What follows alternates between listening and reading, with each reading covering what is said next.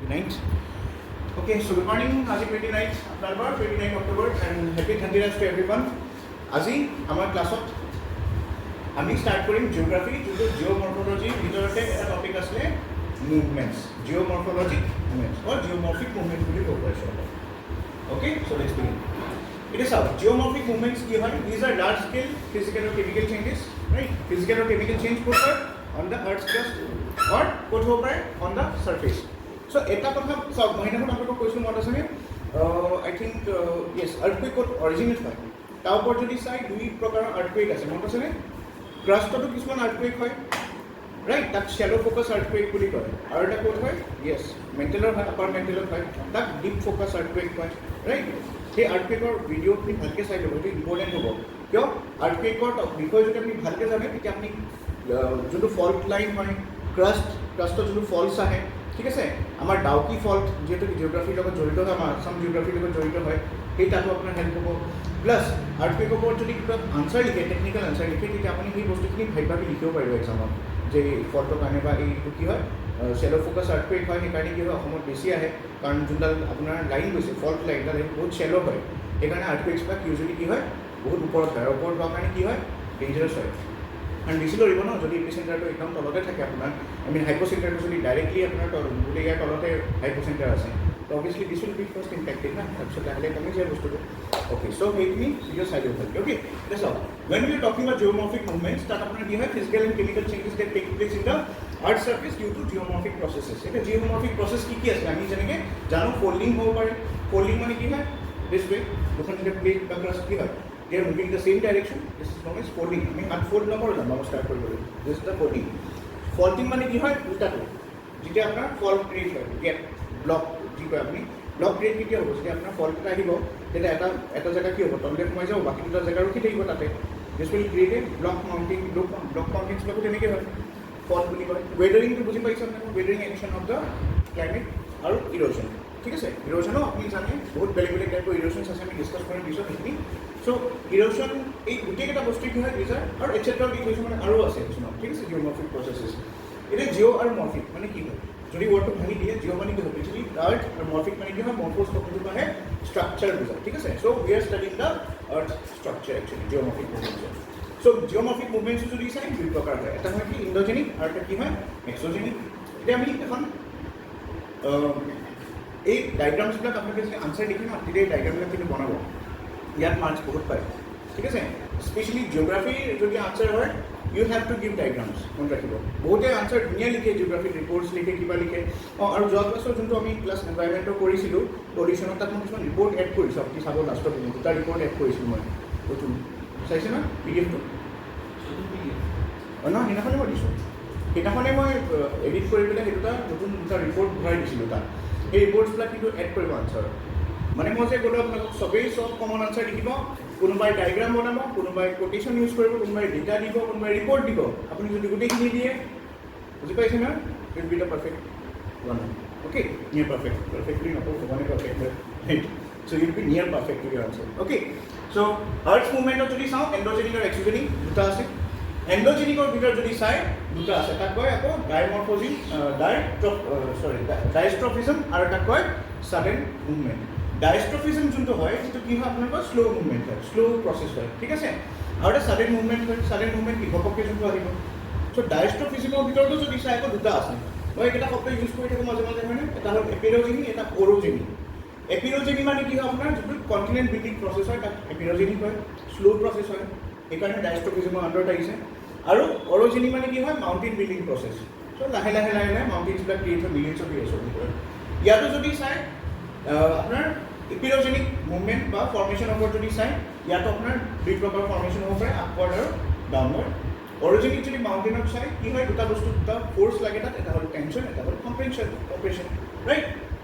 মনত ৰাখিব, এই ডায়েষ্ট্ৰপিক ফ'ৰ্চেছবিলাক কি হয়, দে আৰ শ্ল' ফ'ৰ্চেছ। অ'কে, তাৰ অপজিটটো যদি চাই, এইবিলাক এণ্ডোজেনিক মানে কি, পৃথিৱীৰ ভিতৰত হৈ আছে এইবিলাক, ঠিক আছে? চ' শ্ল' প্ৰচেছলৈ ডায়েষ্ট্ৰপিজম হয়, আৰু ছাডেন মুভমেণ্টছত আপুনি জানে আৰ্থকুৱেক আৰু কি আছে, ভলকেনছ, বেচিকেলি এই দুটাই হয়। তাৰপিছত আমি এতিয়া বাহিৰলৈ যাওঁ, এক্সোজেনিক। এক্সোজেনিকবিলাকত কি হয়, বিশেষকৈ দুটা হয় আপোনালোকৰ যদি চাই ক'ব পাৰে, ফেক্টৰ্ছ থাকে, এটা হ'ল ৱেডাৰিং, আনটো কি হয় ইৰ'জন। এতিয়া ৱেডাৰিঙো 3 প্ৰকাৰৰ হয়। ইয়াৰ ভিতৰত আমি পঢ়িম ৱেডাৰিং কি হয়, ফিজিকেল ৱেডাৰিং হ'ব পাৰে, কেমিকেল ৱেডাৰিং হ'ব পাৰে আৰু বায়'লজিকেল ৱেডাৰিং হয়। ঠিক আছে, এই তিনিটা টাইপৰ ৱেডাৰিং আমি চাম। আৰু ইৰোজনৰ যদি চাই বেলেগ বেলেগ ফেক্টৰ্ছ থাকে ইৰোজনৰ, হয় না? আইচ হ'ব পাৰে, ৰিভাৰ হ'ব পাৰে, চি, উইণ্ড আৰু আণ্ডাৰগ্ৰাউণ্ড ৱাটাৰ। ইনফেক্ট আইচ যে পানী যে পাথৰৰ ভিতৰত ক্ৰেকছবিলাক যদি সোমাই যায়, খুব ঠাণ্ডা জেগাত কি হয়, পানীবিলাক ক্ৰেকবিলাকৰ ভিতৰতে সোমালে যায়, সেই পানীখিনি যেতিয়া গোট খাই যায়, আইচ হ'ব নহয়, তেতিয়া কি হয়, গোট খাই যোৱাৰ কাৰণে পাথৰটোক এটা হেঁচা দিয়ে। অঁ, চ' এই প্ৰচেছটো কি কৰে জানেনে? ৰাইট, কি কয় ফ্ল'ইং ফিচাৰটো না স্পেলিংটো কি?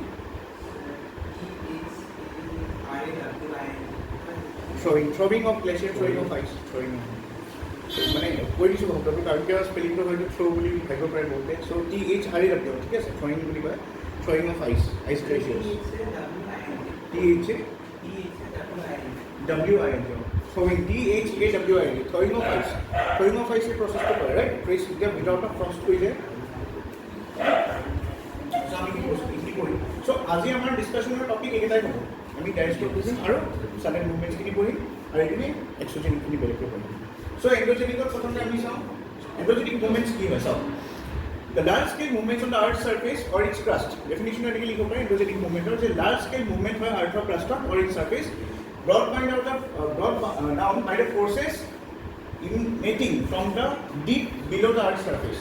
So simple terms যদি ক'ব যায় কি হয় আপোনাৰ, those forces which are originating deep beneath the earth's surface or it can happen also in the earth's crust. ঠিক আছে, মানে in the astrosphere আপুনি ক'ব পাৰে, কাৰণ কি হয় ক্ৰাষ্টৰ পিছত কি হয় আপুনি চাইছিলে নে, astrosphere, তাৰপিছত আপাৰ মেণ্টেল আহে। চ' মষ্ট অফ দ্য এক্টিভিটিজ যোনবিলাক হয় না আপোনালোকৰ আপাৰ মেণ্টেল আৰু astrosphere-তে হয়, তাৰ পৰাহে বস্তুবিলাক ওপৰলৈ যায়। We are seeing the after effects, right? এতিয়া এণ্ডোজেনিক শব্দটো যদি আমি ভাবি দিওঁ, এণ্ডো মানে কি হয় ইণ্টাৰনেল, জেনিক মানে হয় অৰিজিন, মানে something which has its origin in the internal from inside, ঠিক আছে। আৰু জিঅ'মৰ্ফিক সাইডত আৰ্থৰ কি হয় structure.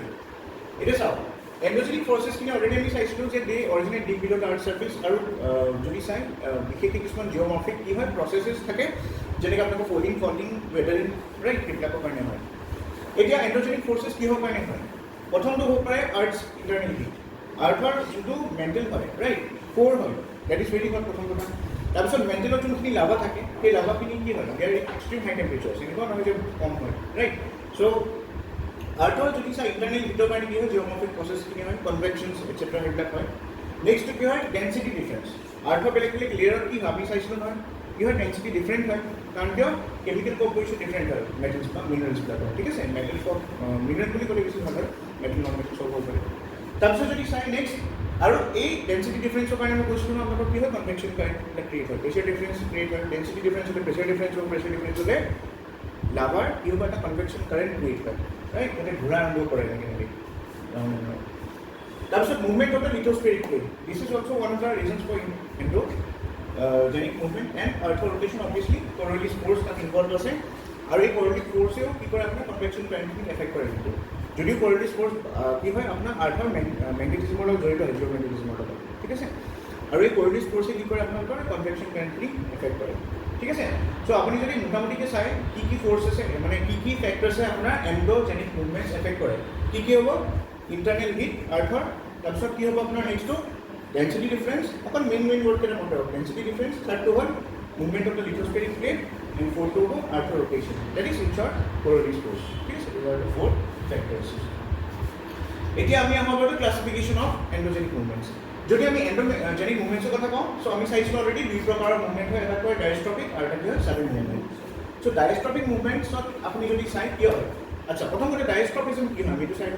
ডায়েষ্ট্ৰপিজম refers to deformation of the earth crust, right, যেতিয়া আৰ্থখন ডিফৰ্ম হয় কিবা, যেনেকৈ আমি কাগজ এখন লওক, আপুনি নৰ্মেল কাগজ ৰেপাৰ এখন বা এনেকৈ আমি যেতিয়া সেয়া কৰি দিওঁ ফ'ল্ড কৰি দিওঁ এনেকৈ, হয় নাই, মুচকা মাৰি দিওঁ, তেতিয়া কি হয় তাত ডিফৰ্ম হৈ নাযায় জানো। চ' ডেট ইজ ডায়েষ্ট্ৰপিজম একচুৱেলি। চ' আৰ্থৰ ক্ৰাষ্টখনো তেনেকৈ ডিফৰ্ম হয়, ঠিক আছে, due to this process. Diastrophism movements are gradual, প্ৰথম কথা মনত ৰাখিব, and it might take thousands and millions of years, okay. তাৰপিছত যদি চাই diastrophic movements are further classified into, আমি চাইছিলোঁ ইপিৰজেনিক এণ্ড আদাৰ ইজ অৰজেনিক। ইপিৰজেনিক যদি চাই this is why due to movement, you can say formation of continents, okay, this results in formation of continents, और दूसरा क्या है subsidence, सो यहाँ पे अगर आप देखोगे कॉन्टिनेंट फॉर्मिंग प्रोसेस में दो चीज़ें स्पेशली होता है। हमने देखा था ये क्या होता है, अपवर्ड मूवमेंट, एक डाउनवर्ड मूवमेंट, याद है हमने देखा था वहाँ पे वो माइंड मैप में। सो अपवर्ड मूवमेंट को आप क्या बोल सकते हो, अपलिफ्टमेंट भी बोल सकते हो, और डाउनवर्ड मूवमेंट को सबसिडेंस बोल रहे हो, ठीक है, ऐसे भी आप उसको याद रख सकते हो। और दूसरा क्या है, एपिरोजेनी के बाद ओरोजेनी। ओरोजेनी मतलब क्या, ओरो मतलब mountain, right. So mountain formation process is known as orogeny. So वो दो चीज़ों की वजह से होता है, एक होता है फोल्डिंग, दूसरा होता है faulting, folding faulting. So technical terms अगर आप लिखना चाहते हो, ठीक है सर। सो डायस्ट्रोफिज्म के अंदर एपिरोजेनिक ओरोजेनिक होता है। एपिरोजेनिक होता है उसमें दो चीज़ें इन्वॉल्व होता है, एक क्या होता है अपलिफ्टमेंट, दूसरा होता है सबसिडेंस, नीचे जाने वाला, राइट। और ओरोजेनिक में भी दो होता है, एक होता है फोल्डिंग और एक folding, folding folding, right. Diastrophic movement. फिर सडन मूवमेंट्स हम पढ़ेंगे अर्थक्वेक एंड वॉल्केनो, उसमें से हम अर्थक्वेक थोड़ा टेक्निकली पढ़ चुके हैं, एस वेव्स, पी वेव्स, थोड़ा प्राइमरी वेव याद है, देखा है वो वीडियो अर्थक्वेक वाला, उसमें शेडो जोन था, राइट। जो मैंने एस वेव्स और पी वेव्स का कॉन्सेप्ट किया था, वो एस वेव्स और P waves basically there were body waves, okay. और सरफेस वेव्स होता है, सरफेस वेव में भी दो वेव्स होते हैं, राइट। सो वो सारे सब चीज़ें थोड़ा देख लीजिए, रिवीजन कर लीजिए, because it will be very helpful to you. ऐसे एग्जाम में इतना नहीं आता है because these are very hardcore technical things, ठीक है। जो आजकल अगर आप पेपर में देखेंगे एपीएससी का, ऐसे क्वेश्चन नहीं आते। बट अगर आपको कुछ कॉन्टेम्प्रेरी क्वेश्चन दे दिया कहीं पे, जैसे अर्थक्वेक आने वाला है अगले साल, सो उस टाइम पे आपको ये टॉपिक में ज़रूरत होगा, तब आप फिर से पढ़ेंगे क्या, और इसलिए टेक्निकली क्लियर कर लीजिए अभी क्या क्या चीज़ें हैं यहाँ पे, ठीक है। देखिए नॉलेज इज स्ट्रेंथ। अगर आपने ये नॉलेज ले लिया, टेक्निकलिटी, डायग्राम, मैप सब याद कर लिया, उस टाइम पे जब आप मेंस लिखने बैठोगे ना, तो ऑटोमेटिकली आ जाएगा आपको। आप करंट अफेयर से लिंक करके स्टैंडिंग, देखिए एक आंसर में दो चीज़ें होना चाहिए, ठीक है। एक होता है करंट अफेयर्स, क्योंकि क्वेश्चन ही होता है बेस्ड ऑन करंट अफेयर्स, लेकिन उसका बॉडी जो होता है ना दैट इज स्टैटिक। मैंने बोला था ये चीज़ें, राइट, याद रखिए चीज़ें। सो कंक्लूजन भी आप कोई डीपीएस की करंट अफेयर से रिलेटेड कीजिए, इंट्रोडक्शन की करंट अफेयर से, लेकिन बॉडी मसाला जो है ना, this is the static masala, right, okay. फिर हम देखते हैं, अभी डिटेल्स में हम डिस्कस करेंगे पहले डायस्ट्रोफिक मूवमेंट्स। उसमें पहले कॉन्टिनेंट प्रोसेस जो होता है एपिरोजेनिक, वो पढ़ते हैं। सो एपिरोजेनिक और continent forming movements are radical movements. Radical movement मतलब क्या होता है, they move along the radius of the earth. अभी अर्थ को मान लीजिए ये अर्थ है, तो उसका रेडियस क्या होगा, ऐसा होगा, या ऐसे मान सकते हो because it's a sphere, right. So जो भी होगा उसका radius, it moves along the radius of the earth, याद रखिए। ऐसा नहीं है कि वो ऐसे सरफेस में होगा मूवमेंट, वो हमेशा सेंटर से रिलेटेड होता है, रेडियल डायरेक्शन में वो होता है, ठीक है सर। सो रेडियल मूवमेंट ही बोलते हैं उसको। सो एपिरोजेनिक कॉन्टिनेंट बिल्डिंग प्रोसेसेस हमेशा कैसा होता है, it's always radial in nature, this forces act always in the radial direction. मतलब अगर पृथ्वी ऐसा होता है, सो उसका डायरेक्शन हमेशा क्या होगा, विथ रेस्पेक्ट टू रेडियस ही होगा, याद रखिए। आप ऐसे सोच सकते हो ना, एपिरोजेनिक मतलब क्या है, एक फोर्स, देखिए एक फोर्स कैसे कैसे काम कर सकता है। हम जस्ट एक थोड़ा सा यहाँ पे ड्रॉ करके देख लेते हैं।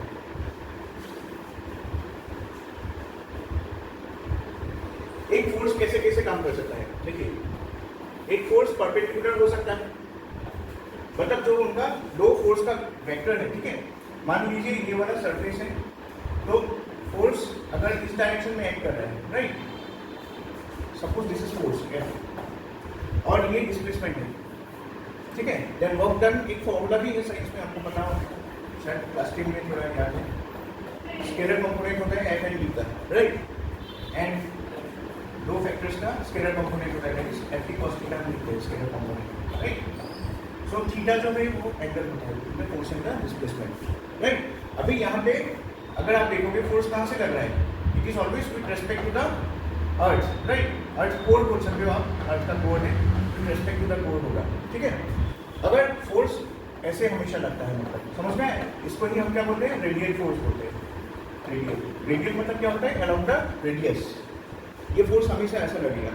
नहीं तो क्या होगा, ऐसे आ सकता है ना आपके माइंड में भी कि सरफेस ये है, वहाँ पे डिस्प्लेसमेंट हो रहा है, कोई डिस्प्लेसमेंट मतलब क्या, कोई यहाँ पे जैसे आप मान लो से प्लेन सरफेस है, ठीक है, 1D, सो सपोज फोर्स ऐसे लग सकता है, आप ऐसे सोच सकते हो ना, ठीक है, या फोर्स ऐसे भी जो लग सकता है, ऐसे आ सकता है ना, रिवर्स में F1 F2 ऐसे कुछ फोर्सेस आ सकते हैं।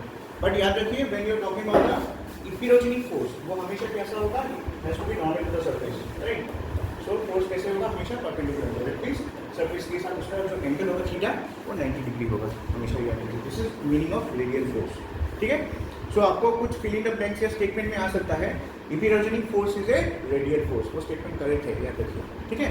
और एमसीक्यू हम जब करेंगे उस मोड में, जनवरी से शुरू होगा एमसीक्यूज, तब मैं ये सब सोच के दूंगा, इसलिए मैं पहले बता रहा हूँ आपको। स्टेटमेंट बेस्ड क्वेश्चन होगा, उसमें ऐसे क्वेश्चन आ सकता है, but epeirogenic force is a radial force, याद रखिए, ठीक है, ऑलवेज।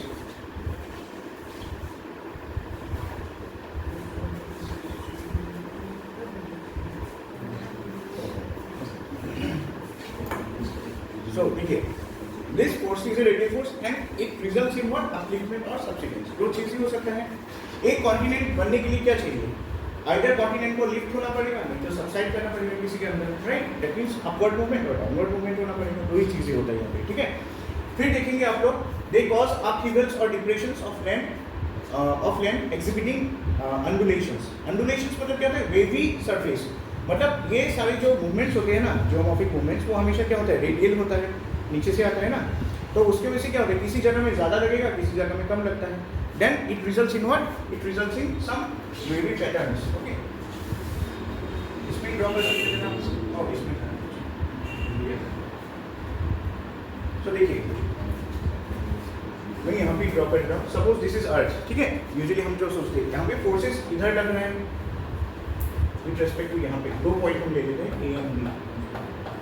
तो यहाँ पे जो फोर्सेस लगेगा ना, वो इक्वल नहीं होता है कभी कभी, ठीक है। इसके लिए क्या होता है? ये जो सरफेस होगा ना, it will look like this, it will look like this. यहाँ पे होगा ना, तो it may create some wavy surfaces. इसके बारे में बोला है यहाँ पे कि फोर्सेस जो है ना, ए और बी पॉइंट के बीच जितने फोर्सेस है ना, जो लग रहा है with respect to earth's core, वो फोर्सेस क्या होता है? दे आर नॉट इक्वल और इक्विवेलेंट, ठीक है। इसलिए क्या होगा? अलग अलग फोर्सेस लगेगा इन दोनों पॉइंट्स के बीच, इसलिए आप देखोगे तो इट विल क्रिएट, इस वर्ड को क्या बोलते हैं? अंडुलेशन। ऐसे टेक्निकल वर्ड्स को लिख लीजिए। अंडुलेशन क्या होता है? Undulation means what? Wavy surfaces. ये जो यहाँ पे दिख रहा है ए और बी के बीच, this is what? This is undulation, undulation, ठीक है। फिर क्या होता है? ये वर्ड लिखिए अपलिफ्ट, और एक है सबसिडेंस। कुछ एग्जांपल्स के साथ आप याद रखिए। देखिए, अपलिफ्टमेंट तो सबको पता है, जब फोर्स रेडियली एक्ट करेगा, ऑब्वियसली इपिरोजेनिक है तो, राइट, वो फोर्स से क्या होगा? आपका कोई सरफेस अगर क्या होता है? लिफ्ट होता है उसमें, राइट। सिंपल टर्म्स में वो हम अपलिफ्टमेंट बोलते हैं। लेकिन कभी कभी टेक्निकल टर्म्स में अगर डेफिनेशन हमको नहीं आया ना, सिंपल वर्ड में आपने लिख दिया, right, upliftment is what? Lifting of the earth surface due to radial movement of the forces of earth forces, ऐसे लिख दिया आपने, सिंपल एग्जांपल। उस टाइम पे आपको जैसे लग रहा है you are not justified, but example दीजिए। ये सबसे बढ़िया चीज़ है टू डिस्ट्रैक्ट। मैं आपको टिप्स भी बता रहा हूँ। मेन आंसर राइटिंग तो आप लोग आफ्टर मार्च करेंगे ना, but I give you the tips here. जो आपको जब कैसे लगता है ना, राइट, थोड़ा मोहिनीबान चलाइए एग्जाम्पल के हमसे, मोहिनीबान होता है वो। क्या करेंगे आप लोग? सिंपली आंसर डेफिनेशन लग रहा है ना, वो फालतू डेफिनेशन देखिए, आपको याद नहीं है यूएनएसओ का क्या है, WHO ने क्या बोला था। सिंपल एक डेफिनेशन लिख के एक लाइन में, 1.5 लाइन में एग्जाम्पल दे दीजिए। उससे क्या होता है? डिस्ट्रैक्ट होता है, लगेगा कि हाँ बंदे में अच्छा ही लिखा है, चलो ठीक है, दे देते, दिस इज हाउ, नहीं तो काट देते डेफिनेशंस, ठीक है। सो याद रखिए। अभी देखिए अपलिफ्ट क्या होता है। So raised, beaches, elevated wave cut terraces, sea caves जो हमने देखा था स्ट्रक्चर्स में वहाँ पे, राइट, ये सारी चीजें क्या होता है? And you can effect for fossiliferous beds भी होता है। फॉसिलिफेरस बेड्स मतलब जो बेड सूख जाता है, जिसमें पहले फॉसिल था, अपलिफ्टमेंट के थ्रू वो क्या हुआ? धीरे धीरे ऊपर उठ गया, राइट, सूख गया, फिर क्या हुआ? वो फॉसिलिफेरस बेड्स बोलते हैं, सी बेड होता है फॉसिलिफेरस। सो ये सब चीजें क्या होता है? These are evidences of upliftment. अगर इंडिया में देखेंगे, there are several beaches along the coast of Kathiawar. Gulf of Kathiawar पता है ना आपको? Gulf of Kutch and gulf of क्या था? खंबट कैम्बे भी बोलते हैं उसको, गल्फ ऑफ कैम्बे। तो उसमें ही कठियावाड़ आता है, ठीक है, उसके पास, कैम्बे के पास, गुजरात के पास है कठियावाड़ को उसमें देखेंगे ना। So this coast is a coast of upliftment, right. और मैंने उस दिन भी थोड़ा, इफ यू रिमेंबर, मैंने इंडिया का मैप मैंने बोला था, वो प्लेट टेक्टोनिक का जब मैं पढ़ा था, याद है? अपलिफ्टमेंट की वजह से क्या हो रहा है? Heavier plate Indian plate Eurasian plate के नीचे जा रहा है, इसलिए क्या हो रहा है? ये प्लेट ना थोड़ा ऊपर उठ रहा है, इसलिए आप देखोगे मैप में ये जो कोस्ट है ना, ये अपलिफ्ट होता है, ये नीचे। अब 3D में थोड़ा इमेजिन कर लीजिए ना कैसा होगा। जैसे इंडियन प्लेट, ये यूरेशियन प्लेट बैठा हुआ है, राइट, जैसे मान लीजिए इसको यूरेशियन प्लेट, नेपाल वाला पार्ट, ये इंडियन प्लेट है। इंडियन प्लेट हर साल ना ऐसे धस रहा है, इसके नीचे जा रहा है, तो इससे क्या हो रहा है, ये जो इंडियन प्लेट है ना ऐसे धस रहा है ना, इसलिए क्या हो रहा है, ये वेस्ट कोस्ट पार्ट है तो वेस्ट कोस्ट वाला अपलिफ्ट हो रहा है और ये जो ईस्टर्न कोस्ट वाला है वो नीचे धसक रहा है, इसलिए वो पुरी वाला जो टेम्पल है अपना जगन्नाथ का वो डूबने वाला है 2026 में, भविष्य पुराण में बोला गया है। देखिए उनको तो साइंस पता ही नहीं था, लेकिन दे नो टेक्टोनिक्स, राइट। भविष्य पुराण में पहले से ही पता है, ये प्रेडिक्ट कर दिया उन्होंने कि पुरी जो है ना it is going to be under water, submerge होने वाला है। Why? Because the east coast is submerging actually and the west coast is rising. ठीक है, देखिए दिस इज द, अगर वेस्ट कोस्ट आपको अपलिफ्टमेंट भूल गए आप कभी, ऐसे याद कर लीजिए, वेस्टर्न वाला पार्ट हमेशा अपलिफ्ट होगा। तो जितने वेस्ट वाले एरिया है एक्सेप्ट मालाबार को टच मत कीजिए, केरला को एक एक्सेप्शनल केस है, उसको छोड़ के बाकी जितने हैं सारे अपलिफ्टमेंट के हैं। तो कठियावाड़ कोस्ट लिखिए, गोवा कोस्ट लिखिए। अगर आपको अपलिफ्टमेंट का एग्जाम्पल लेना है you can write any coast in the west except Malabar coast, Kerala coast. ठीक है, सब्सिडेंस वाला देखेंगे एग्जाम्पल, और हाँ तिरुनेलवेली भी है आपका समवेयर। ठीक है, सब्सिडेंस में देखेंगे तो 1898 में क्या होता है, एक part of the Rann of Kutch was submerged as a result of an earthquake. हाँ, एक चीज याद रखिए, ये प्लेन तो अपना ऐसे है, वेस्ट वाला कोस्ट अपलिफ्टेड कोस्ट है, बट देखिए रन ऑफ कच्छ जो है तो वेस्ट में, लेकिन सबसाइड हो गया था। वाई? अर्थक्वेक की वजह से भी सबसाइड हो सकते हैं। प्लेट टेक्टोनिक की वजह से तो वो अपलिफ्टेड है, लेकिन अर्थक्वेक की वजह से कभी ऐसा हो सकता है फ्रैक्चर आ गया, ये टूट के धसक गया, थोड़ा नीचे चला गया, तो पानी वाटर लेवल के नीचे चला गया। तो हमेशा फ्लड कब होता है, जब कोई भी लैंडमास वाटर लेवल के नीचे होता है तब पानी घुसता है। पानी तो ऐसे ऊपर चढ़ के नहीं घुसता है ना, right. The land has to be below the sea level. Okay, so कोणखिंडे रोगिसले पहुंचेছিলে? Earthquake. Okay, so Rann of Kutch अभी जब sound if you look here, तो 1819 में क्या होता है, रन ऑफ कच्छ में एक बड़ा सा अर्थक्वेक आया था, जिसकी वजह से, हालांकि रन ऑफ कच्छ क्या है, it is a uplifted coast, right? Uplifted coast का पार्ट है, but still run of Kutch had submerged. So कुछ एक्सेप्शनल केसेस का एग्जांपल मैंने दिया है। वैसे आप सब्सिडेंस वाला पार्ट ईस्ट कोस्ट कहीं भी लिख सकते हैं, आप कलिंग कोस्ट लिख के कोई बात नहीं है, लेकिन एक्सेप्शंस वाला याद रखिए। मैंने यहाँ पे रन ऑफ कच्छ इसलिए दिया था, हो सकता है आपको ये कंफ्यूजन हो जाए।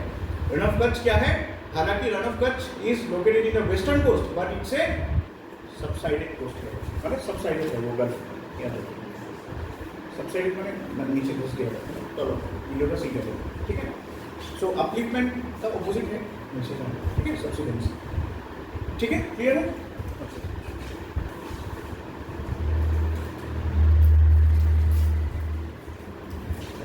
अच्छा, नेक्स्ट हम देखते हैं ऑरिजिन।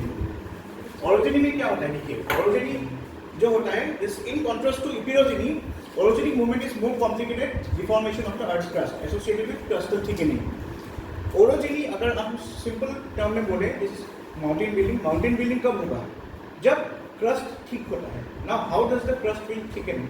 थिकनिंग मतलब क्या, दो पतला पतला क्रस्ट को आप लगा देंगे तो एक मोटा सिंपल थिक क्रस्ट बन जाएगा ना। So this is orogeny. वो किस लिए होता है, due to convergence of the tectonic plates. अगर आप देखेंगे, मैंने बोला था ना ओरोजिनी में क्या होता है, जैसे आप मान लो अभी हिमालय का जस्ट एग्जाम्पल ले लीजिए आपको, एक प्लेट जो है इंडियन प्लेट और दूसरा है यूरेशियन प्लेट। ठीक है, एक प्लेट इसके नीचे जा रहा है, तो ये जो आप देखिए क्रस्ट मोटा हो रहा है कि नहीं, पहले तो ऐसा था ना वो, फिर धीरे धीरे जब ये जाएगा, दो प्लेट्स मिलके क्या होगा, ये मोटा हो जाएगा। सो और दूसरा चीज क्या है, यहाँ पे जब ये जाएगा तो एक पार्ट जो है ना ये भी ऊंचा होके जाता है, ऐसे समझ में आ रहा है बात। तो crustal thickening plus upliftment of the mountains. Himalaya आप देखेंगे यंगेस्ट फोल्ड माउंटेन है, लेकिन आप इंटरेस्टिंग चीज देखिए, हर साल हिमालय का हाइट बढ़ रहा है, राइट। इसलिए तो हमारे, मैं हमेशा इसलिए लिंक कर ले रहा हूँ कई पुरानों से, लिखा हुआ है कि जो हिमालय है, दीज आर स्पेशली कैलाश का जो पिक है, this is the point of convergence between this लोक एंड स्वर्गलोक। ये ऐसे ही लोगों ने नहीं बोला था, because the peaks are rising in the Himalayas, right. Unclimbable হয় বুলি কয়, বিকজ সেইটো সম্ভালা কনচেপ্টটো আহে তাত, সম্ভালা চিটিখন কৈলাশৰ ভিতৰত আছে বুলি কয়, চেংৰিলা। চাইনাটো বেন কৰি দিছে ন, ইণ্ডিয়া যাব নোৱাৰে এতিয়া। 2019 গলৱান ঘাটি যোনটো ক্লেছ হৈছিলে, তাৰপিছৰ পৰাই কৈলাশৰ মানসৰোবৰ সেয়া হয় ট্ৰিপ বন্ধ কৰি দিছে। নাও ইফ ইউ লাইক আপুনি যদি ক'ৰবাত ডুৱেল চিটিজেনশ্বিপ ল'ব পাৰে, তাৰ পৰা আপুনি যাব পাৰে, বা আপুনি নেপাল হৈ যাব পাৰে, নেপালীবিলাককো এলাউড হয়, নেপালৰ ফেক পাছপৰ্ট বনাই যাব পাৰে, বহুতে কৰে ইণ্ডিয়ানছবিলাকে, বাট ডাইৰেক্টলি ইণ্ডিয়ান পাছপৰ্ট লৈ আপুনি যাব নোৱাৰে চাইনা। চ' চাইনাৰ বিষয়ে অলপ চাই থাকিব দেই ডেভেলপমেণ্টছবিলাক। চাইনাৰ যোনবিলাক এতিয়া ৰিচেণ্ট মিটিং হৈছে ব্ৰিক্সৰ, 16 ব্ৰিক্স সামিটত আপোনাৰ আকৌ পেট্ৰলিংখিনিৰ কাৰণে এখন এগ্ৰিমেণ্ট হৈছে। সেই এগ্ৰিমেণ্টবিলাকো চাই দিব, কাৰণ এতিয়া ৰিচেণ্ট ডেভেলপমেণ্টছ হয় IR ইণ্টাৰনেশ্যনেল ৰিলেশ্যনৰ, কাৰণ চাইনা এইটো বহুত ইম্পৰ্টেণ্ট ইণ্ডিয়াৰ কাৰণে। এতিয়া পাকিস্তান ইমান ইম্পৰ্টেণ্ট নহয়, পাকিস্তান গ'ল ইকনমিক্স, ঠিক আছে, এতিয়া আমি সিহঁতক কম্পিটিটৰ বুলি নাভাবোঁ, কাৰণ ইকনমিক্স ছুপাৰ পাৱাৰ ভিতৰত চাইনা আমাৰ নেক্সট ৰাইভেল হয়। আৰু মই সেইকাৰণে চাণক্য ডাইলগছ যোনবিলাক আপোনালোকৰ সেয়া হয় দি থাকোঁ মাজে মাজে, লিংক শ্বেয়াৰ কৰি দিওঁ। মেজৰ বাৰোবাৰীয়ে যোনটো এনালাইচিছ হয় খুব ভাল হয়, চাবচোন ডিফেন্সৰ ডিফেন্সিভ অফেন্স তেখেতৰ চেনেলটাও আছে বা চাণক্য ডাইলগছ আছে, সেইখিনি চাব।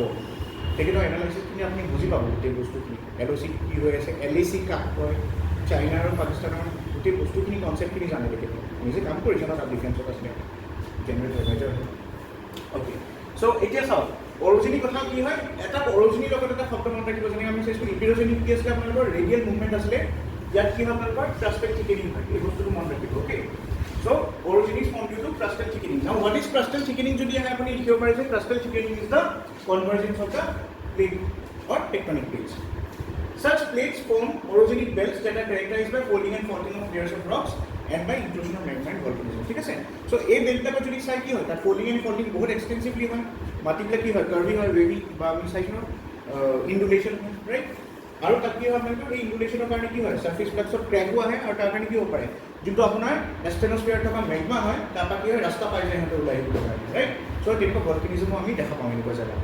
তাৰপিছত যদি চাই orogenic or mountain forming movements act tangentially to the earth's surface.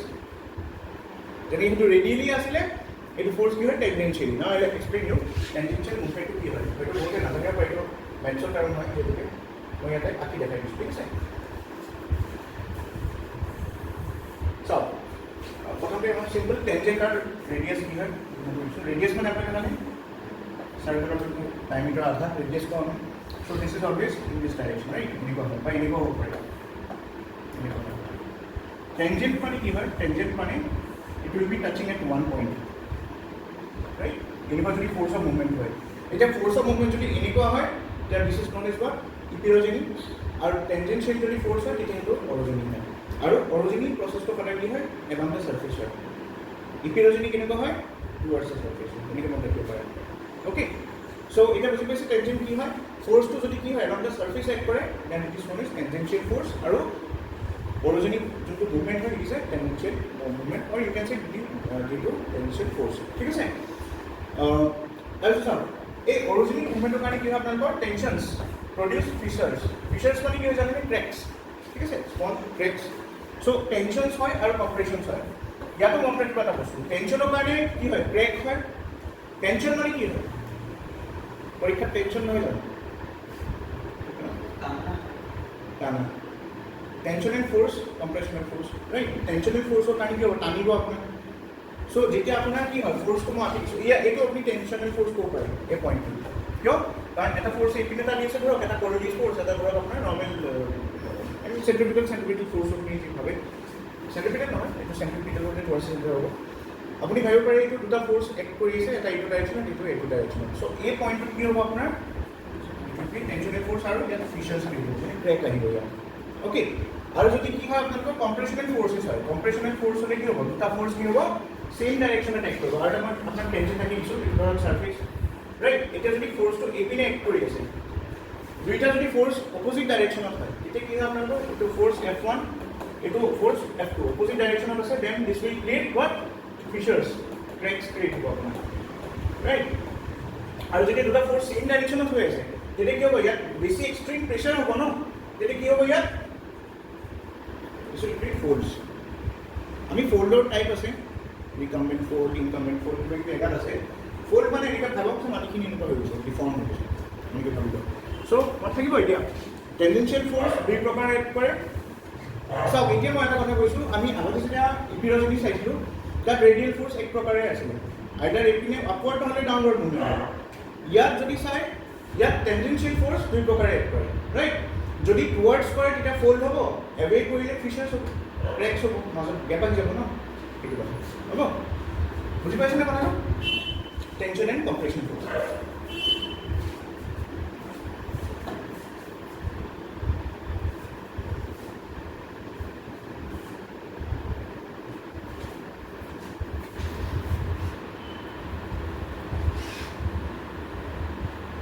আচ্ছা, এতিয়া আমি চাওঁ ফিচাৰ্ছ আৰু ফ'ৰ্চ কেনেকুৱা হয়। চাওক এই ফিচাৰ্ছ যে আপুনি দেখি পাইছে, this is why due to what force, কি ফ'ৰ্চ হ'ব টেনশ্যন ফ'ৰ্চ, ৰাইট টেনশ্যন হোৱাৰ কাৰণে কি হ'ল চাওক এটা ফ'ৰ্চ মানে ভালকৈ বুজাব পাৰিম ইয়াত চাওক এইটো F1 ফ'ৰ্চ হয় এটা চাইড এক্ট কৰি আছে আৰু এটা চাইড কি হয় এইটো F2 ফ'ৰ্চ হয় দুইটা ফ'ৰ্চ কি হয় হিয়াৰ এক্টিং আৱে আৰু এইটো কি হয় টেনজেনচিয়েল ফ'ৰ্চ হয় অবভিয়াছলি কাৰণ এইটো কি হয় দিছ ইজ অৰিজিনি ডিছকাছ কৰি আছোঁ ইপিৰজেনি হ'লে ৰেডিয়েল হয় অৰিজিনি হ'লে টেনজেনচিয়েল হয় চ' টেনজেনচিয়েলত যদি আমি চাওঁ যদি forces are acting away then this will create these are known as cracks or features বুলি কয় টেকনিকেল টাৰ্মটো কি হয় ফিচাৰ okay cracks হয় now see this other part ইয়াত কি হৈ আছে এটা ফ'ৰ্চ এপিনে এক্ট কৰি আছে ধৰক আৰু এটা ফ'ৰ্চ এপিনে এক্ট কৰিছে দুই পিনে যেতিয়া খেলিব আপুনি জাষ্ট মাটি ভাবকচোন দুই পিনে যেতিয়া খেলিব ইমান জোৰ আৰু ভাবক দুই পিনে খেলা খাইছে ক্ৰাছটো কেনেকুৱা হৈছে এনেকৈ উঠি গৈছে হয়নে চ' this is known as fold ঠিক আছে ইয়াৰ forces are acting towards the centre here forces are acting away from the center ঠিক আছে imagine to go right okay clear ba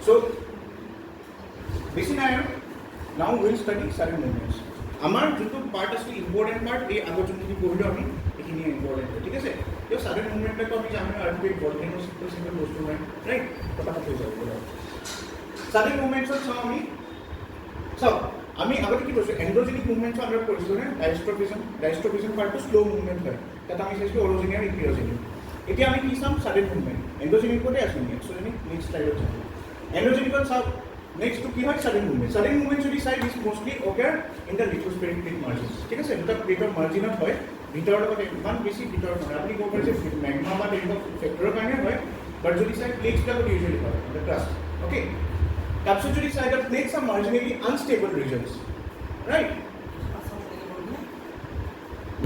unstable regions why because they are highly unstable কিহৰ কাৰণে unstable হয় কওকচোন কথাটো why are the plate margins highly unstable because obviously আপুনি ভাবকচোন আপোনালোকে ক'ত উঠি আছে আপুনি লাভা প্লেট এখনত উঠি আছে আৰু প্লেটখন কি হৈছে কনষ্টেণ্টলি তলত পনীয়া হয় লিকুইড ফৰ্মত আছে পকি থাকিব ন লৰি থাকিব so' there is a high chance কি ভলকেনো হ'ব পাৰে কিবা ক্ৰেক হ'ব পাৰে ভিতৰত ভাঙিব পাৰে ৰাইট চ' এইবিলাকৰ কাৰণে কি হয় there is high pulling pressure created by pushing and pulling of the magma convection কাৰণেলৈকে খুন্দা মাৰি আছে তলৰ পৰা ৰাইট চ' বহুত বেছি মানে পুছ এণ্ড পুল হয় আৰ্থ চাৰ্ফেচত সেইটো কাৰণে কি হয় দেৰ আৰ চান্সেছ অফ হোৱাট কেটাষ্ট্ৰফিক ডিজাষ্টাৰ্ছ চ' সেইকাৰণে সাডেন মুভমেণ্ট হয় সাডেন মুভমেণ্ট সেইকাৰণে হয় কাৰণ যেতিয়া আপুনি এক্সপেক্ট কৰি থাকিব তেতিয়া আহি যাব ৰাইট দিছ মুভমেণ্টছ আৰ কনচিডাৰেবল ডিফৰ্মেশ্যন অভাৰ এ শ্বৰ্ট পিৰিয়ড এইটো কি হয় কনচিডাৰেবল ডিফৰ্মেশ্যন ক্ৰিয়েট কৰে অভাৰ এ শ্বৰ্ট পিৰিয়ড আপোনাৰ যদি চাই আপুনি 10 to 15 ছেকেণ্ডছৰ আৰ্থকুৱেক আহিলে শেষ হৈ যাব গোটেই ঘৰ বিল্ডিংছ হয় নাই চ' বিশেষকৈ আমি দুটা ডিজাষ্টাৰ চাম ইয়াত আৰু বাকী ডিজাষ্টাৰ মেনেজমেণ্টত আমি ক্লিয়াৰলি পঢ়িম ইয়াত ঠিক আছে চ' জিঅ'গ্ৰাফি পইণ্ট অফ ভিউ পৰা আমি এই যোৱাবাৰৰ ক্লাছটো আৰ্থকুৱেকটো আপুনি কৰি ল'ব আৰু ভলকেনো আমি নেক্সট পাৰ্টটো ষ্টাৰ্ট কৰিম এইটো শেষ হ'লে এটা চাওক আৰ্থকুৱেকত যদি চাই আৰ্থকুৱেকছ occur when the surplus accumulated stress in rocks in the earth's interior due to falling and faulting or other physical changes is relieved through weak zones over the earth's surface in the form of kinetic energy which are known as seismic waves মানে simple termত কৈ আছোঁ আৰ্থৰ ভিতৰত থকা যোনবিলাক ৰক্স আছে ন প্লুটনিক ৰক্স magma ৰক বুলি কয় আপুনি সেই ৰক্সবিলাক কি হয় ইণ্টেন্স প্ৰেছাৰত থাকে খুব বেছি প্ৰেছাৰ তাত ফিল হৈ থাকে তাত অ'কে চ' আপোনাৰ এনেকুৱা নহয় জানো পৰীক্ষাৰ টাইমত খুব বেছি প্ৰেছাৰ হৈ থাকে যেতিয়া পৰীক্ষাটো ঠিক হয় you just give away right so' plutonic ৰক্সবিলাক বহুত ষ্ট্ৰেছত থাকে সেইটো যেতিয়া কি হয় কেতিয়াবা হয় ন চিটুৱেশ্যনটো ৰকটোৰ এতিয়া যেতিয়া কিবা বাহানা পাই গ'ল ওলাই যাবলৈ কাৰণে ৰাইট ষ্ট্ৰেছ যোনটো ফ'ৰ্চটো দি আছে ফ'ৰ্চটো উলিয়াবলৈ কাৰণে কি হয় সিহঁতে বিচাৰি থাকে ৰাস্তা ক'ৰবাত যদি ধৰক উইক জোনছ পাই যায় সেইপিনে সিহঁতে ফ'ৰ্চটো ডাইৰেক্ট কৰি দিয়ে ফ'ৰ্চটো এইপিনে গুচি যায় ক্ৰেক হৈ যায় পিছত তাৰপৰা প্ৰথমটো ভূমিকম্প আহে পিছত এই ক্ৰেকৰ থ্ৰুৱেদি কেতিয়াবা ভলকেনো ফ'ল' কৰি পেলাই এটা ওপৰলৈ উঠিব ৰাইট ভলকেনো যদি চাই দিছ includes movement of molten magma চ' মেগমা যেতিয়া আপোনাৰ ইউজুৱেলি কিবা এছপেনস্ফিয়াৰত থাকে সেইটো কি কয় মেগমা বুলি কয় আৰু সেই মেগমাটো সেই ক্ৰেকছবিলাক যোনটো আৰ্থকুৱেকে বনাইছিলে সেইপিনে সেই ৰাস্তাটো ফ'ল' কৰি পেলাই আহিব আহি ওপৰলৈ উঠিব যেতিয়া তেতিয়াতো লাভা হৈ যায় চ' মেগমা যেতিয়া তলত থাকে মেগমা বুলি কয় থাকিব আৰু ওপৰলৈ উঠিলে বাকীটা চাৰ্ফেচ থাকে লাভা বুলি কয় অ'কে অ'কে চ' এই যে আহে সিহঁতে মেগমাবিলাক কেনেকৈ আহে এই আৰ্থকুৱেকে যে সৰু সৰু ফিচাৰ্ছ বনাইছিলে ক্ৰেকছ বনাইছিলে ভেণ্টছ মানে ৰাস্তা সৰু সৰু নলাৰ নিচিনা সেইবিলাকত থ্ৰেডি লাহে লাহে উঠিব চেষ্টা কৰে উঠি তাত ৰখি থাকে আকৌ সিহঁতে বিচাৰিব কেতিয়া ভূমিকম্প আহে আৰু ৰাস্তা পাম আকৌ উলিয়াব এইটো চান্সত সিহঁতৰ আল্টিমেট টাৰ্গেট কি হয় প্ৰেছাৰ ৰিলিজ কৰা right? Gas cells jiman thake sob this is going to be okay. So endogenic amar hol. Now last besi nai exogenic amar ase. Exogenic geomorphic movement ami jodi sao, so geomorphic process on the earth's crust or its surface brought down by forces emanating from above the earth's surface. So simple word ki hoy, those forces which are acting on the earth's surface ki hobe, wind hobo pare aru ki hobe, sunlight सब हो पड़े, water हो पड़े, right? Sunlight के कारण क्या pressure differences create हुए, wind movement, wind system start to cinematic beat. Exogenic forces जो decide this processes जो decide this gives rise to exogenic movements or you can say जैसे कि weathering or erosion. ठीक है सर? हम इसे weathering, erosion जिमान पढ़िશું these are all what exogenic forces. Landforms আমি পঢ়িছিলোঁ, endogenic আৰু exogenic landforms খিনি পঢ়িছিলোঁ, কিন্তু এই মানে landform হৈছে ক'ৰ পৰা? Due to the forces, right? Now, to decide, the effects of most of these exogenic forces are small and slow, but will in the long run affect the rock severely due to continued fatigue. Fatigue means ki stress. Ki hoy exogenic forces lage apunar eniko na hoy exogenic forces ho ei diastrophic forces or nisna diastrophic movement lahe bostu act koribo, but in the long term deformation. It is how ami janeke mushroom rocks kotha koichilu, right? Insect bugs kotha koichilu, desert jubak ase ebla ki hoy not thori hoy, it will take some millions of years, right? Lahe erosion hoi thaibo, hazar bochor ho pare. Okay, now forces behind exogenic movements ki ho pare? Prothom to bolbe sun or heat attain important factor hai. Next, molecular stress thata bitor jula molecule thake rocks or apne niya. So next, loosening of bones. এই রকবিলাকত যেতিয়া আপোনাৰ কৈছে ফিচাৰ্স create হয়, আমি যেনেকৈ যেনেকৈ পানী জমা হয়, ৰাইট? সেই বস্তুবিলাক যেতিয়া হয়, so' this leads to what molecular you can say উইকেনিং, right? বোনবিলাক ভাঙি যায়, চ' সেইটো কাৰণে losing of bonds. So' stress is produce in a solid by pushing or pulling. দুটা ফ'ৰ্চে এক কৰে, এটা হ'ব এটা পুছিং হ'ব নহ'লে পুলিং. যদি মলিকুলাৰ ফ'ৰ্চেছ কি হয়, মলিকুলছবিলাক কি হয়, if they are just compact হৈ যায় তেতিয়াও ষ্ট্ৰেছ হয়, মনত ৰাখিব, আৰু বেছি পুল কৰিলেও ষ্ট্ৰেছ হয়. মানুহে ভাবে ষ্ট্ৰেছ মানে অকল টানিলেই ষ্ট্ৰেছ হয়, but যদি geomorphic terms হচ্ছে আপনাদের stress মানে কি হয়, it can be what pushing and pulling because both are forces. push and pull কি হয়, force তো হয় না, right? Next, classification যদি আমি চাও exogenic movements or যদি চাই ইয়াত basically আমি এটা general word use কৰো exogenic forces এর কারণে, এটা হচ্ছে denudation. বহুতে আমি erosion কম, weathering কম, এটা শব্দ না, denudation is the mother term. denudation বুলি ক'লে সব সোমাই যায় তাৰ ভিতৰত. erosion curve, weathering curve, right? Denudation is the mother term. So ইয়াৰ ভিতৰত মানে you can say it's the main term যাৰ ভিতৰত আপোনাৰ গোটেই বস্তুটা সোমাই যায় যিমান আমি word use কৰিছো আজিলৈকে, right? denudation যদি চাই আপুনি বিশেষকৈ আমি দুটা প্ৰচেছত বুজাব পাৰোঁ, এটা হ'ল ফিজিকেল weathering কাৰণে denudation, दूसरा chemical, right? So पहला वाला क्या है, physical weathering. तो physical weathering क्या होता है? This is due to the mechanical disintegration. Mechanical disintegration होता है molecular stress, push pull ये सब होगा, right? So इसके अगर फिजिकल वेदरिंग के अंदर आप देखेंगे what are the different types of denominations as पर फिजिकल वेदरिंग, उसके हिसाब से पहला क्या होता है, एक्सफोलिएशन. दूसरा जो होता है दिस इज ग्रेन्युलर डिसइंटीग्रेशन बोलते हैं, वर्ड्स को याद रखें, ठीक है? फिर थर्ड वाला है फ्रॉस्ट वेदरिंग या फ्रॉस्ट वेजिंग भी बोलते हैं, थर्ड टाइप, ठीक है? सो मेनली ये जो बोला हमने देखा था हाउविंग इज फ्रॉस्ट वेजिंग, ठीक है? सो देखिए याद रखिए फिजिकल, मैं फिर से बता रहा हूँ, एक्सोजेनिक मूवमेंट्स अगर देखेंगे दो पर्टिकुलर फैक्टर्स की वजह से होता है, ठीक है? पहले तो वो डिनोमिनेशन के लिए होता है, और डिनोमिनेशन अगर देखेंगे दो प्रोसेस के लिए होता है, फिजिकल वेदरिंग बोलते हैं, दूसरा केमिकल वेदरिंग, ठीक है? बायोलॉजिकल वेदरिंग भी होता है but that is not so significant, ठीक है? बायोलॉजिकल वेदरिंग हम एक्सोजेनिक में एंडोजेनिक भी ज़्यादा देखेंगे अंडरग्राउंड एक्टिविटीज में, लेकिन ऊपर वाला हिस्सा में इतना मेजर नहीं होता है, ठीक है? सो हमें बायोलॉजिकल वेदरिंग यहाँ पे नहीं लाया. सो बेसिकली अगर देखो तो मेन दो टाइप के हैं, physical and chemical weathering. Physical weathering के टाइप अगर देखेंगे, फिजिकल वेदरिंग होता पहले किस लिए है, due to the mechanical disintegration. और फिजिकल वेदरिंग जो होता है उसका अलग अलग टाइप होता है, राइट? एक्सफोलिएशन जो है इसका मतलब क्या है, over the time sheets of rock break away from the exposed rock along the fractures. Exfoliate करना मतलब क्या होता है, सपोज ये एक रॉक मान लीजिए आप, रॉक में क्या होता है, शीट बाय शीट वो टूटता जाता है over the time, right? Erosion की वजह से अगर ये शीट बाय शीट क्या होता है, रॉक टूट के फिर पूरा फ्लैट हो जाएगा ना वो, तो this process is known as exfoliation, ठीक है? ग्रेन्युलर डिसइंटीग्रेशन मतलब क्या होता है, differential expansion and contraction of mineral grains result in grain by grain separation from the rocks. अभी रॉक के अंदर जो रॉक ग्रेन्स हैं, रॉक पार्टिकल्स हैं, देखिए पहले वाला क्या था, इरोशन कैसा था, शीट बाय शीट होगा, धीरे धीरे एक बार मतलब लेयर बाय लेयर वो खाली हो जाता है, this is exfoliation. Granular disintegration में क्या होता है, रॉक के जो पार्टिकल्स है, रॉक ग्रेन्यूल्स बोलते हैं हम, उनके अंदर वो धीरे धीरे एक वन बाय वन क्या है डिसइंटीग्रेट होना शुरू करते हैं, लूज होना शुरू करते हैं अंदर ही अंदर, ठीक है। So this results in regular separation which takes place with the rocks, ठीक है। तीसरा है फ्रॉस्ट वेदरिंग, जिसकी वजह से क्या होता है मैकेनिकल वेदरिंग होता है, फिजिकल वेदरिंग का थर्ड टाइप है। इसके अंदर आप देखोगे तो यहाँ पे क्या होता है cracks filled with water are forced further apart with subsequent freezing and thawing। so इसमें क्या होता है जो पानी जो जमा होता है ना रॉक्स के अंदर, इसमें वो पार्टिकल्स क्या होता है due to the intense frost, ठीक है, ठंडी की वजह से वो क्या होता है इट सॉलिडिफाइज एंड उसके बाद क्या होगा this particles will push the rock particles away, right. So जो अंदर लिक्विड पार्टिकल्स मतलब फ्रॉस्ट हो गया ना, they will put some kind of what mechanical stress on the rocks. So इसके वजह से रॉक अंदर ही अंदर खोखला हो जाता है, टूटने लगता है। इसलिए बाहर से मार दो कभी बाहुबली, लोग आपको सोचेंगे बाहुबली है, बाहुबली कुछ नहीं, अंदर से खोखला था इसलिए रॉक टूट गया, ज़्यादा एफोर्ट नहीं लगाना, राइट। फिर और देखो ऐसे रॉक्स भी होते हैं अंदर से जो खोखला नहीं होता है ना, तो वो आपको तोड़ नहीं सकते आप, ठीक। वो मान लो फिर क्या वो एक केस था ना झारखंड में कहीं पे, वो मांझी माउंटेन मैन था ना, मांझीला माउंटेन मैन हो जाओगे, बुढ़े हो जाओगे, फिर पहाड़ टूटेगा, राइट। दूसरा है केमिकल वेदरिंग।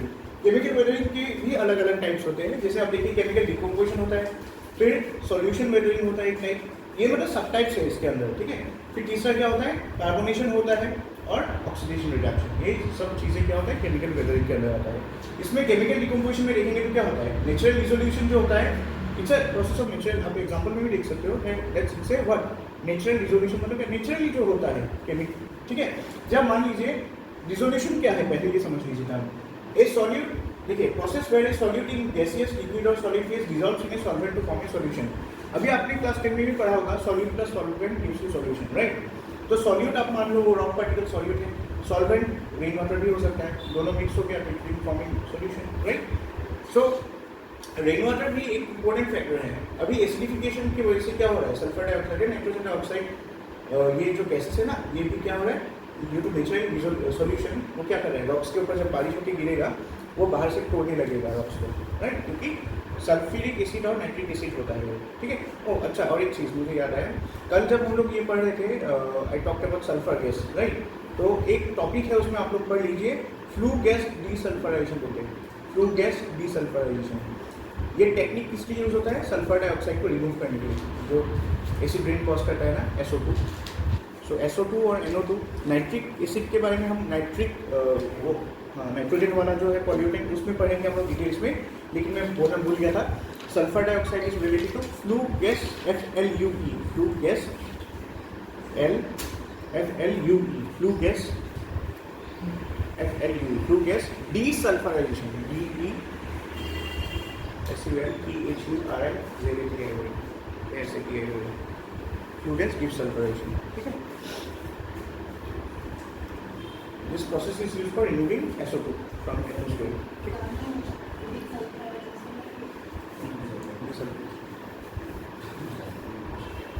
फिर केमिकल डिकम्पोजिशन में पहला क्या था आपका नेचुरल रिजोल्यूशन था। फिर आप देखो दूसरा क्या है this is solution weathering. Now what is solution weathering? देखो when the solvent is in a acidic solution rather than simple water, अगर देखो सिंपल वाटर में है तो वो नेचुरल डिसोल्यूशन होगा। अगर मैंने बोला था थोड़ी देर पहले कि अगर वो वाटर क्या है सिंपल वाटर नहीं है but it's acid rain, then this will fall in solution weathering, ठीक है। नेचुरल रिजोल्यूशन क्या होता है फिर मैं बता रहा हूँ। नेचुरल रिजोल्यूशन वो होता है जिसमें सॉल्वेंट जो होता है it's a pure water, but this solution weathering में क्या होता है आपका सॉल्वेंट क्या होता है, solvent is a acidic medium, right. And तीसरा क्या है आपका, तीसरा वी है कार्बोनेशन। कार्बोनेशन में क्या होता है देखिए नेचुरल सॉल्यूशन वेदरिंग होता है। What is natural solution weathering?